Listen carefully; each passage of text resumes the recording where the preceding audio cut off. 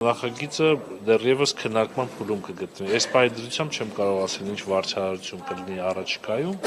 բայց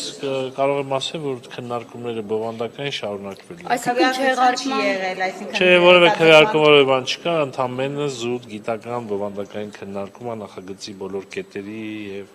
բոլոր կարգավորումների վերաբերյալ։ Ընդհանրակարգը ինչպիսին է, պարոն Խաչատրյան, հիմա ինչ է հետևելու այս նախագծին։ Քննարկելու ենք, հնարավորինս լավարկելու ենք, պետք է առավելագույնս այս նախագիծը լավարկվի։ Եվ եթե հասկանանք, որ մեր արժեվ դրված խնդիրները արդեն լուծվում են եւ հանրային կոնսենսուսներ կա եւ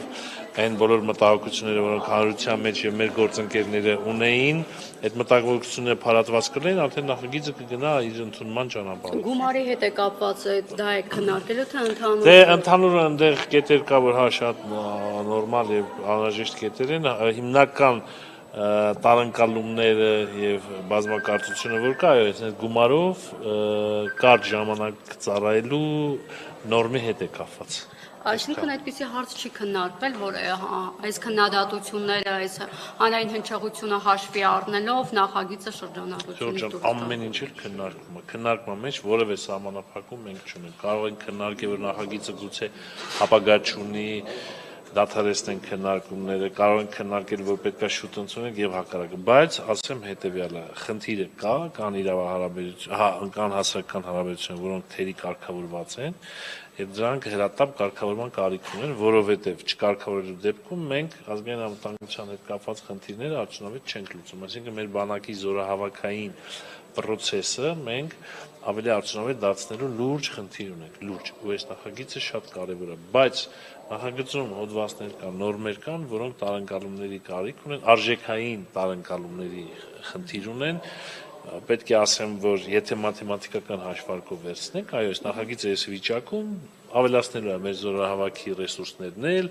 բանակի նյութական ռեսուրսներն էլ, դա ազդելու է պայմանագրայինների աշխատավարձի վրա դրական առումով, այս վիճակով նույնիսկ եթե ընդունվում, այդ բոլոր դրական էֆեկտները ինք ունի, բայց մենք ունենք նաև արժեքային ընկալման խնդիր, երբ որ ասում ենք փող քիչ ծառայություն, դա արդեն մեր հանրությունը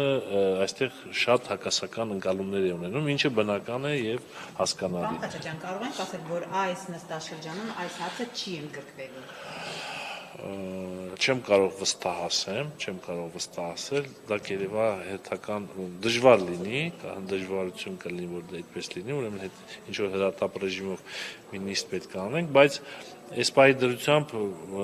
քննարկումները դեռևս շարունակվում են եւ կարծում եմ, որ մեր падգամավորներն էլ